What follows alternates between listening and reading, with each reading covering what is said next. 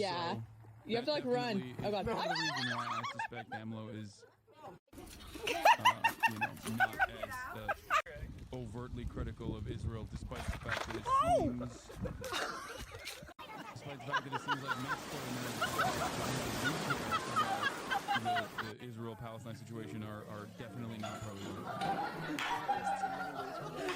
This conversation of how you cover politics and you don't play into authoritarian and propaganda games. For example, there might have been journalists saying, but she's Jewish. It hasn't really been an issue. And if what's more interesting is that coming in.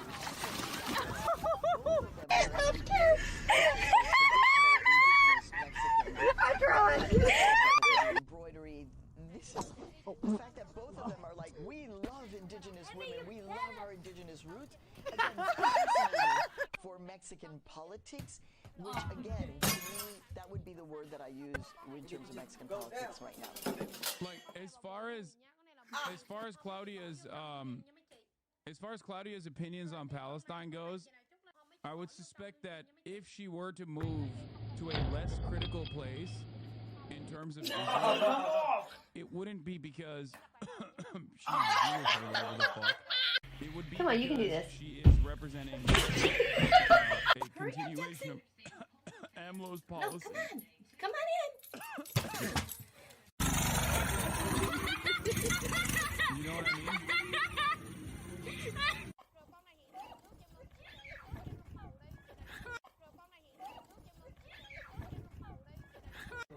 There you go. All right. Non-Mexicans will fall for this photo op of this woman as a government trained by Israeli forces in her party by spy cyber. Yeah, that part is true. Nailed it! As I've mentioned as well. So her... Yeah. Her continuation, her opinion on, what do you call it? Her personal opinion, I don't know in terms of Palestine. But as far as like this shit goes, it's classic. What the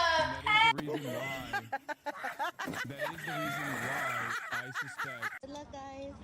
AMLO was also critical of Israel, but not as critical of other American countries.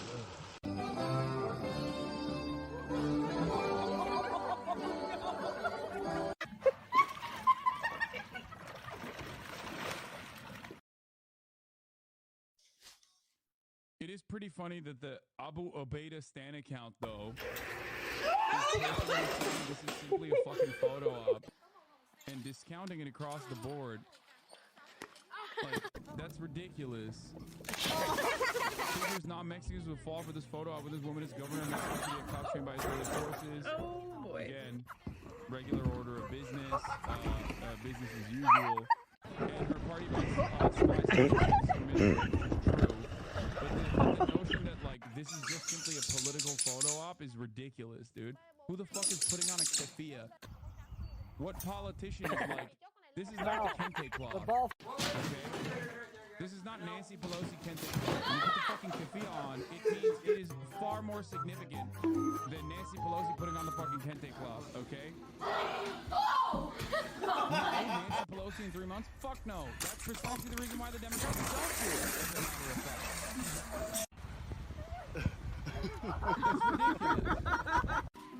That is actually unironically ridiculous, okay?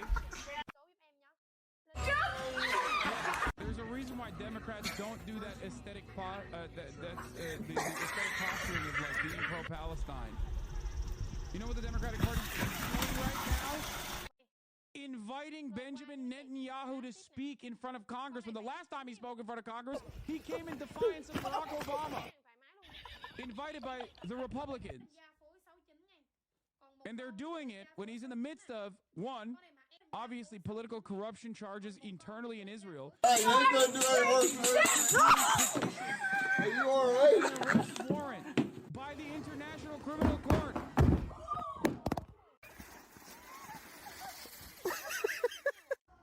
Yeah, keffiyeh photo ops are only a thing in Turkey where the 90% Muslim majority exists. Okay, fair. That's true.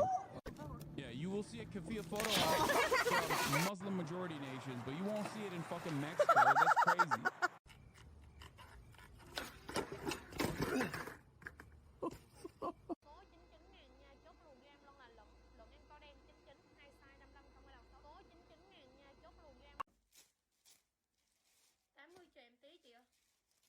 Yeah, and Obama still signed a $30 billion fucking so cut. Oh yeah, I heard about this as well. She wrote something pro-Palestinian. Claudia Sheinbaum, expected to be elected first female, first Jewish president of Mexico today, wrote this in an editorial during Israel's previous war with Hamas. Very high. Because of my Jewish origin, because of my love for Mexico, and because I feel like a citizen of the world, I share with millions the desire for justice, equality, fraternity, peace, and therefore I can only see with horror the images of state bombings, she added at the time, adding, no reason justifies the murder of Palestinian civilians. Nothing justifies the murder of a child. Once again, like I said, her opinions might have moved more to the center on Israel as a consequence of AMLO's opinion and security contracts they have with Israel. Okay? But it's not because of her Jewish origin or whatever the fuck people are trying to say. You get it? Do you understand?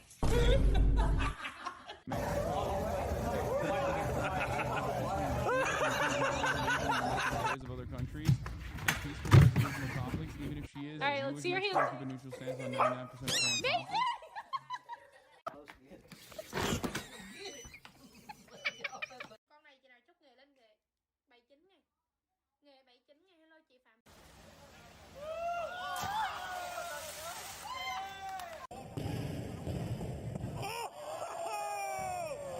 In any case. Fascinating.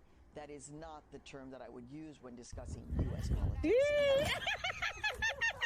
And Maria, finally, in terms of the legacy of Andrés López Obrador, obviously he came into office with Obama, are you all right? Progressives around the how much leverage does Mexico has on Israel? It's like every other country, dude. It's like fucking the same shit with Colombia. You know what I mean? Go! It is yet another avenue of pressure. Anytime a foreign nation says that they are participating in some form of BDS, whether it's the B or the D or the S, every point of pressure helps. If you think the entire nation's coming out against Israel's genocide isn't significant, then why the fuck are you protesting in the streets in the United States of America? Obviously, at the end of the day, the only country with any sort of serious moving power would be the United States of America. Okay, that's it. It's not the ICC, it's not the ICJ, it's not the UN, it's the United States of America. The United States of America is the only country that can reign in Israel. It's why it's so critical to Joe Biden. Okay. Whoa, girl! But having said that, all of these other countries making Israel out to be a pariah for its ethnic cleansing campaign upon the Palestinian population or the apartheid will unironically cause America to reconsider its unconditional support. Just like you going out in the fucking streets and protesting will make American politicians greatly withstand a political penalty potentially, or at least fear a political penalty potentially. Okay? Oh, wow. Oh! The hemisphere, he remains very popular. He's under a lot of criticism for his handling of the femicides, of the killing of journalists, of his dealings with the United States in terms of immigration. Your sense of how he will be remembered and what were his accomplishments? Well, it is a very divisive time in Mexican politics as well, so we can't walk away from that. I mean, my own family is deeply divided. This feels very much like U.S. politics. Families divided. We won't talk about politics over dinner or nothing. No. You're right.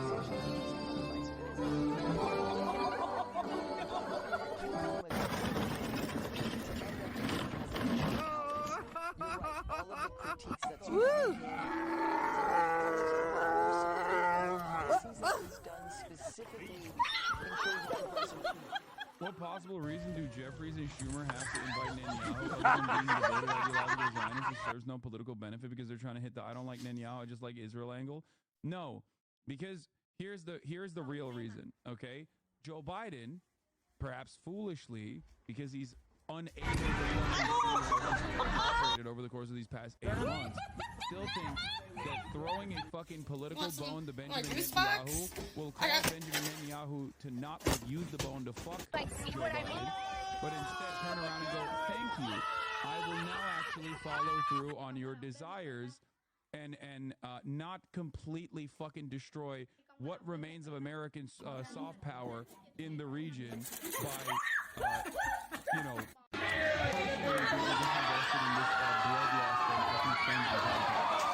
okay? So that's the reason why they're doing it. The Democratic Party thinks that if you fucking throw a bone to Netanyahu, then Netanyahu will capitulate to the very reasonable demands that have come far too late, mind you. That is also the same reason why Benjamin motherfucking Netanyahu, or not Benjamin Netanyahu, but Brandon, is literally fucking foolishly being like, well, hey guys, this is Israel's policy actually. Israel actually wants a ceasefire and a 3-step negotiation. It's Hamas that's not doing it. Okay?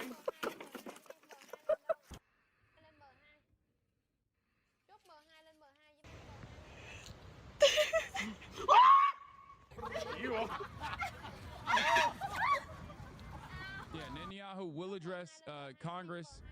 Will be in Washington when POTUS is expected to be out of the country in order to attend the G7 summit in Italy. Netanyahu will address Congress on June 13th.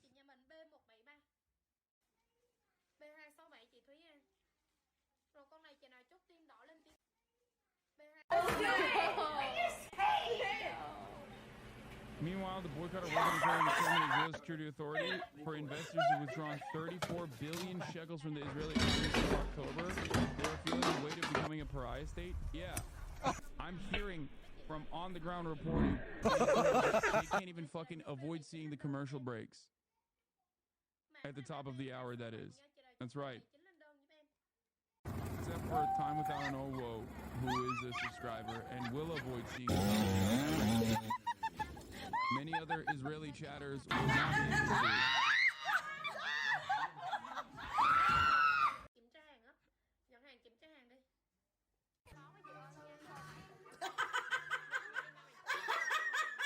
Yeah. By the way, this is the first time that Netanyahu has addressed Congress without the president being there. Hey, snowball. Snowball.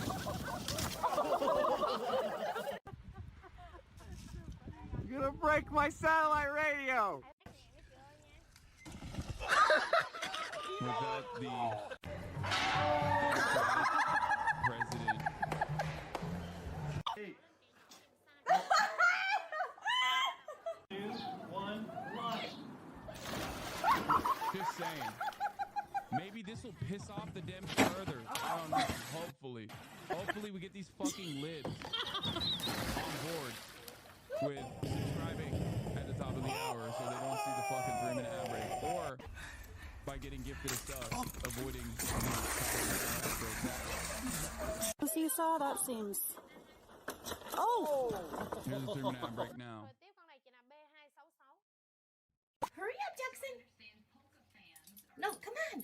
Come on in. No!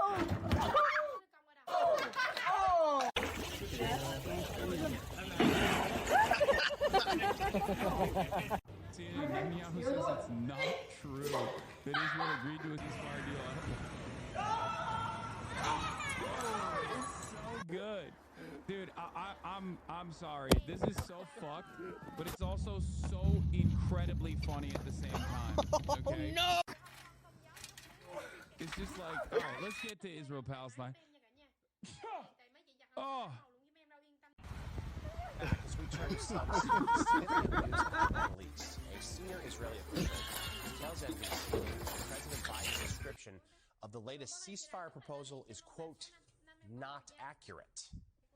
The official specifically disputed that Israel has agreed to pay for its troops from Gaza. Clause, the third phase of the proposal. The comment comes as far-right members of the Israeli government have voiced their opposition to the deal. President Biden announced the framework on Friday, describing it as a durable end to the conflict. The three-phase plan begins with a 6-week truce and the return of women, children, and other vulnerable hostages in exchange for the release of hundreds of Palestinian prisoners. Israeli troops would also withdraw from populated areas of Gaza. The second phase would see the release of the remaining hostages. The third phase outlines a 3 to 5 year period of reconstructing Gaza and the establishment of a non-Hamas Palestinian government. Hamas at this point has responded positively to the proposal, officially accepted. Go. Now the U.S. is urging both sides to indeed accept the Bro, it's so funny. It's like every time you Hold on, watch Mr. Theo Warren. American mainstream media. Every time you hear American mainstream media go, well, Hamas has said that they are looking favorably at this deal. I wonder why, because it's literally fucking identical to the deals that they've presented for months now. All right, let's see your handshake. Okay.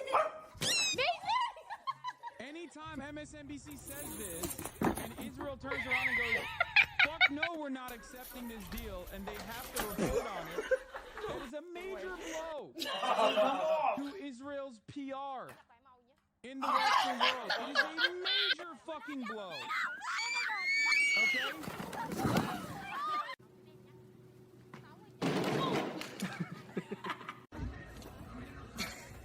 A ginormous blow.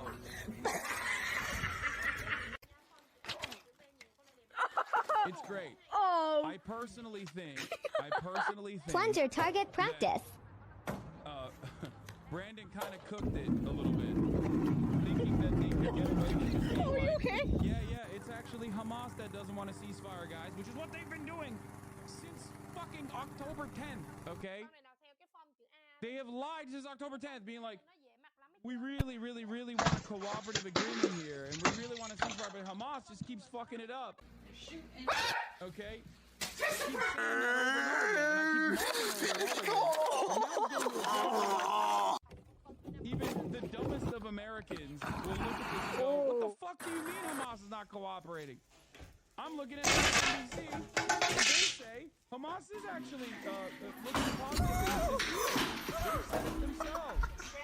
Why has the ceasefire deal been confusing? Because there is too much political pressure on conditional support for Israel's genocide. And therefore, Brandon had to fucking come out.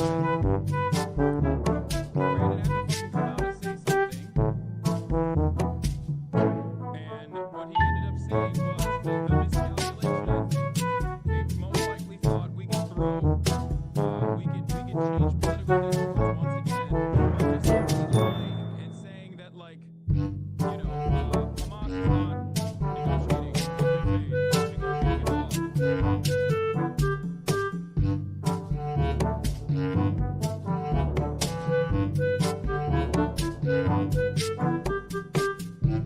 Even an issue. The real confusion stems from the fine print of the deal. Israel, okay, here's how it works, okay? Kaya, out! Get out of there! Get out of there, lady!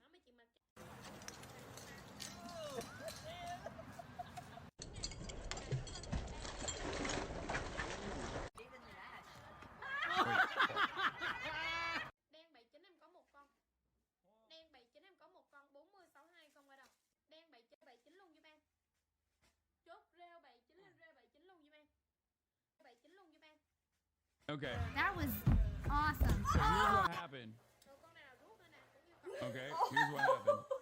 Oh my gosh, right by your foot, a snake. There's a snake right by your Kidding. Looks aesthetically similar to the Hamas proposals so far. Okay. Biden then took the deal and bolded certain aspects of the deal that Israel had not agreed to or thought that Israel could, like, hide away in the fine print. Specifically 2 and the permanent ceasefire that comes in phase 2. The immediate ceasefire in phase 1 and the permanent ceasefire in phase 2. Israel thought that they could get away by being like, yeah, we'll do we'll do talk. Process, and we'll do the best we can to we won't stop fighting, we won't stop bombing, but maybe we'll stop bombing or stop fighting. Biden took that deal and was like, great, say no more, fam. It's actually fucking permanent ceasefire. When you come out swinging with those statements,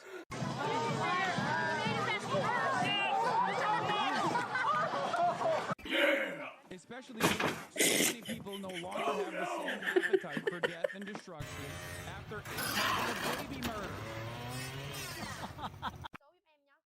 So now we're at an impasse where Israel did actually fucking present the deal, but Biden kind of cooked it by folding some of the key parts that everyone that people actually only care about. People don't care about the minutia of how the hostage swap is going to happen. They care about the ceasefire more than anything else. So if Israel won't cooperate on that front, then all of a sudden they're cooked. Assessment on the issue is actually pretty solid. This summarization was pretty good. We covered it before. There's a lot of manufacturing confusion around these ceasefire proposals, but what happened is fairly simple. 529, Israel's war cabinet approves an offer for a ceasefire that was transmitted to Hamas. Netanyahu only agreed to it under extreme pressure and over opposition of Smotrich and Ben-Gvir, who are not in the war cabinet. On 530, Hamas rejected it, saying no to talks unless Israel starts to assault. Now, why did they do that?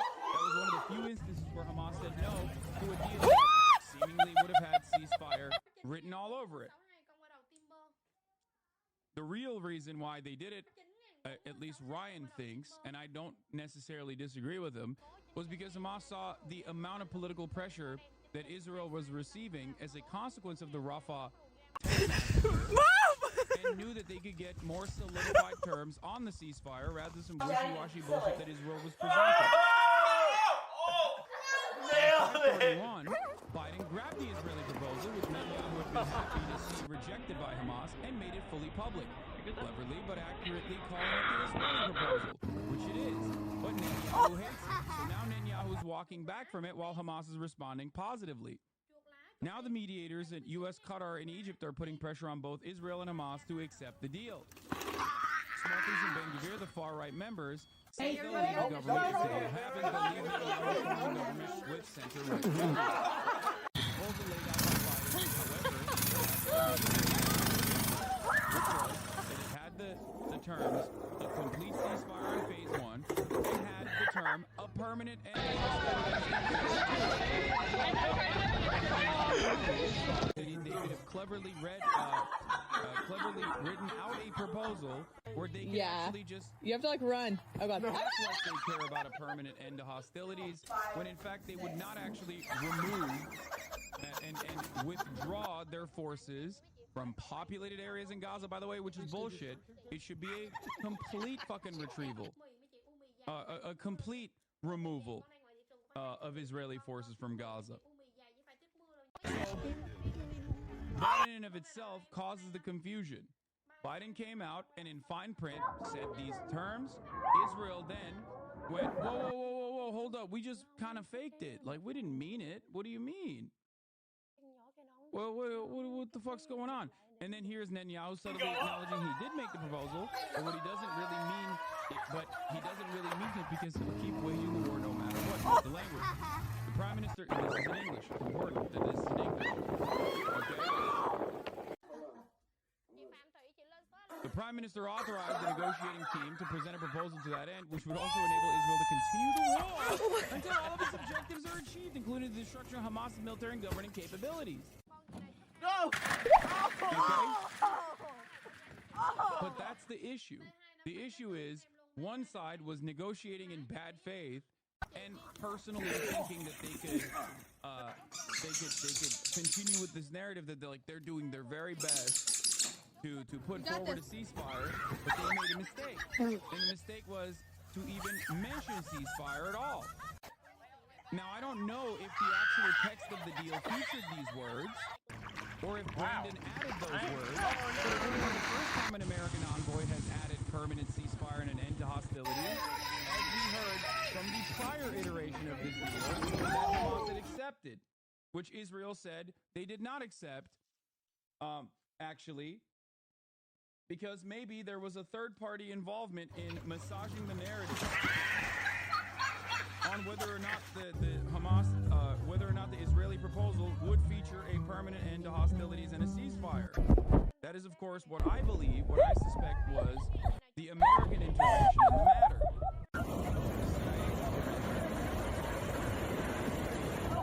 Come here, puss.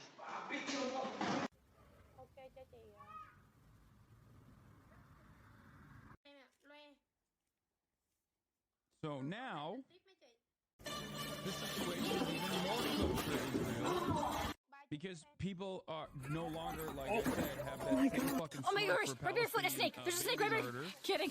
that they once did in the immediate aftermath of October 7th. They're becoming more and more of a Hey, snowball. America recognizes that.